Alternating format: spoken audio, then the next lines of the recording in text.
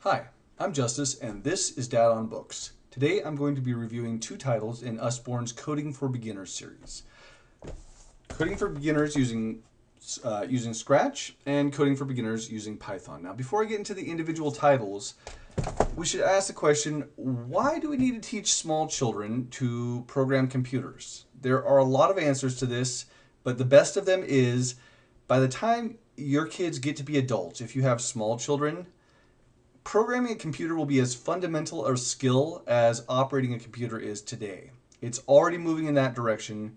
Even jobs that have nothing to do ostensibly with computer programming end up having to do computer programming.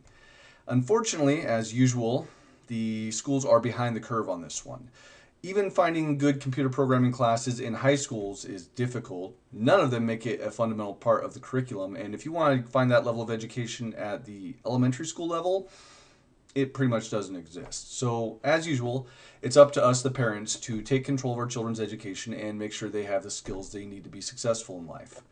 I personally feel really excited about these two books because I've been looking for something like them for quite a long time. Not only am I a dad of three small children, I'm a software engineer by profession. So, this is right up my alley, and I'm very excited about these. Both these books share a lot of common features because they're part of the same series. The first one, Coding for Beginners using Scratch, uses the Scratch programming language. Now, Scratch is something that was designed by students and professors at MIT to intentionally give children an easy to understand programming language to help them get early exposure to the concepts of computer programming. Things like what is a variable, what are loops, what are decision structures. Those sound very abstract and intimidating, but Scratch, I'm going to just show you a couple of the pictures here, uses these very handy little blocks. These blocks, they actually use the mouse to pick up and drop. Occasionally they actually type in the blocks to change what they do. So putting together a program is very much like building with Legos. It gives them this very visual interface that makes it easy for them to understand. And that is great. The other nice thing is both these books embrace project-based learning.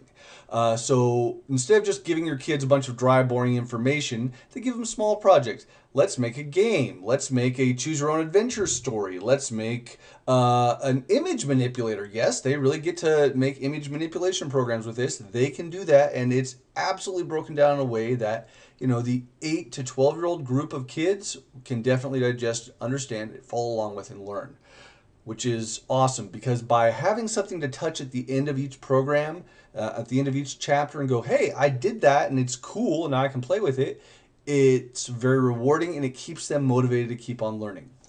Other features you will find are familiar, they're very common. There's things that Usborne does well as far as the children's nonfiction books.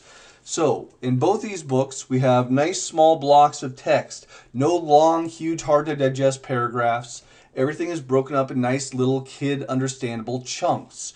Lots of pictures showing you what the program, the Scratch block, should look like as you go along. All these fun little characters running around, making the book feel more friendly, more approachable.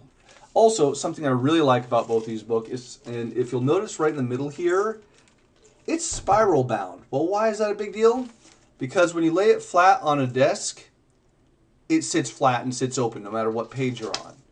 This is great because this is not a book, neither of these are books that you just sit and read. You do these while you're at the computer, with the computer following along. And that makes it easy to do so you're not frustratingly trying to flip the page back to where you found because the book just fell closed. So Coding for Beginners using Scratch is appropriate for 8-year-old and up. And it was intentionally designed to make it easy for kids. The language was designed to make it easy for kids to understand programming. That is what it was all about. The next one is aimed at slightly older kids. Programming for Beginners using Python. Again, same basics apply here. Project-based learning, nice tangible results at the end of each one. Fun projects that the kids will like doing. I mean, what kid doesn't want to be able to say they made their own video game, right? Again, nice little blocks of text broken up into kid-digestible blurbs. Easy to follow along, simple steps. It doesn't try to cover too much too fast. It doesn't make any assumptions that the kids know any of this stuff in advance. You can go from not knowing anything about how to program a computer to being able to write really useful programs by the end of this. Again, nice spiral bound format so it lays flat, like all that. Python, since I've got the book here and I'm talking about it, is a full-featured programming language. I can almost promise you have interfaced with an app that uses Python because plenty of websites are backed by Python on the under the hood. Even desktop applications are built on Python.